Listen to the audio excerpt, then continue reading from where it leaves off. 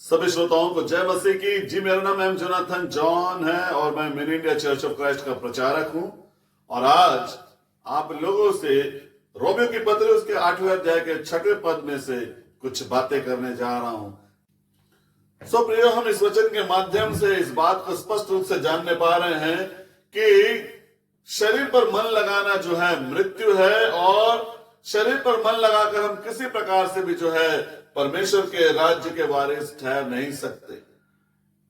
क्योंकि गलतियों की पत्री उसके 5वें अध्याय के 19 से लेकर 21 तक की आयत पर यह बात लिखी हुई है कि शरीर के काम तो प्रकट है, अर्थात व्यभिचार, गंदे काम, लुचपन, मूर्ति पूजा, टोना, बैर, झगड़ा, ईर्ष्या, क्रोध, विरोध, फूट, विधर्म, डा, मतवालापन, लीला क्रीड़ा और इनके जैसे और काम हैं।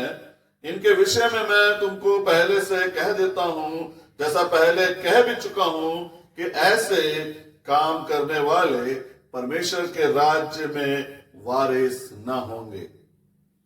और जितनी बातें प्रयोग यहां पर देखी गई है, उनमें से आज विशेष रूप से जो हम मसीहों के बीच में हम देखने पाते हैं वो है फूट। और यही कारण है कि पौलुस जो है कुरिन्थियुस की कलीसिया को लिखता है, कृपया निकालेंगे पहला कुरिन्थियुस उसका पहला अध्याय उसके 10वें आयत को, जहां पर इस प्रकार से लिखा हुआ है, हे भाइयों, मैं तुमसे यीशु मसीह जो हमारा प्रभु है उसके नाम के द्वारा विनती करता हूं कि तुम सब एक ही बात कहो और तुम में फूट ना हो, परंतु एक ही मन और एक ही मत होकर मिले रहो। चूंकि फूट जो है पाप का फल गिना गया है, और यही कारण है कि पौलुस जो है यहाँ पर कुरिन्थियुस की कलीसिया को लिख रहा है कि तुम में फूट ना हो, अर्थात विभाजन ना हो। क्योंकि हे मेरे भाइयों, खलोए के घराने के लोगों ने मुझे तुम्हारे विषय में बताया है कि तुम में झगड़े हो रहे हैं, और वह झगड़ा इस बात का है, कृपया पढ़ेंगे 12वां पद, मेरा कहना यह है कि तुम में से कोई तो अपने आप को पौलुस का, तो कोई अपोलोस का, कोई कैफा का, कोई पतरस और मसीह का कहता है। और आगे हम देखते हैं जहां पर इस दशा में जीवन व्यतीत करने वाले इन कुरिन्थियों के लोगों को पौलुस ने शारीरिक बताया। कृपया पढ़ेंगे पहला कुरिन्थियों 3 अध्याय उसका 1 से लेकर 5 तक की आयत। हे भाइयों, मैं तुमसे इस रीति से बातें ना कर सका जैसे आत्मिक लोगों से, परंतु जैसे शारीरिक लोगों से, और उनमें से जो मसीह में बालक हैं। दूसरा पद, मैंने तुम्हें दूध पिलाया, अन्न ना खिलाया, क्योंकि तुम उसको ना खा सकते थे, वरन अब तक भी नहीं खा सकते हो।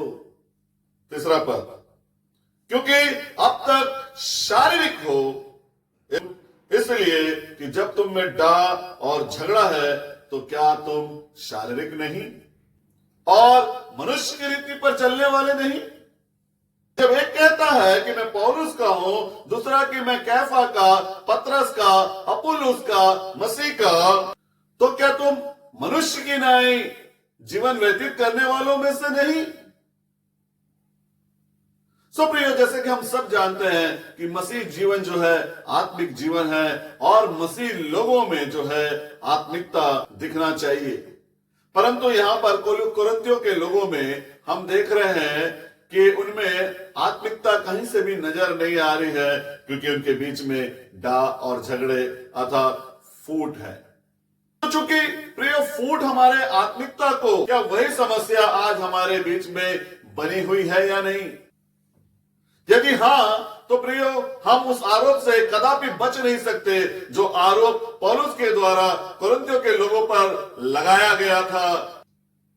यदि प्रियो आज हमारे जीवन में भी फूट है, झगड़े हैं, इस बात का कि कोई अपने आप को कैथोलिक वाला कहता है, कोई अपने आप क्रिस्ट वाला कहता है, कोई अपने आप को पेंटिकोस्टल वाला कहता है, कोई अपने आप को लूथरन वाला कहता है, कोई अपने आप को कुछ और कुछ कहता है, तो क्या यह आरोप हम पर सिद्ध नहीं होता कि हम भी इस प्रकार से मसीह को बांटने वाले ठहरते हैं?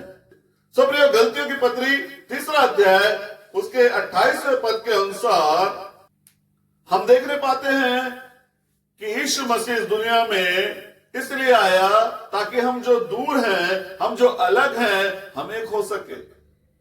यही कारण है कि वह यूहन्ना सुसमाचार के 17वें अध्याय में हमारे लिए इस प्रकार से प्रार्थना करता हुआ दिखाई दे रहा है, जैसा कि हम वहां पर उसके 20वें और 21वें आयत में पढ़ने पाते हैं कि हे पिता, मैं केवल इन लोगों के लिए नहीं वरन उन लोगों के लिए भी प्रार्थना करता हूं जो इनके द्वारा मुझ पर विश्वास करेंगे कि हे पिता, जैसा मैं तुझ में और तू मुझ में एक है, वैसे ही वे सारे हम में एक हो।